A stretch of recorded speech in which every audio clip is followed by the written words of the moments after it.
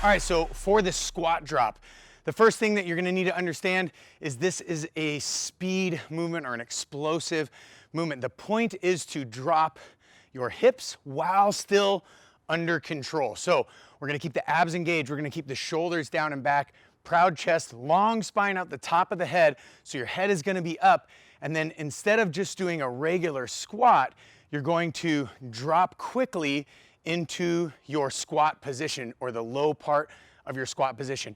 In that, you're gonna stop your movement and then bring yourself back up in the latter part of that squat, or standing up out of that squat, and then you're gonna drop back down. So the faster you can go, the better you're doing that squat drop.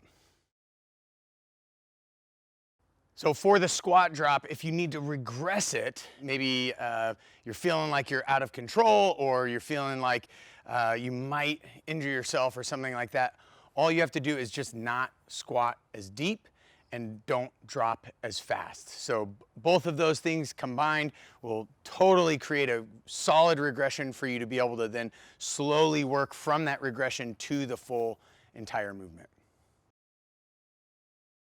So to progress the squat drop, the first thing that you're gonna want to do is go faster. So as you drop quicker, you're going to feel engagement, and you'll feel why that is the progression.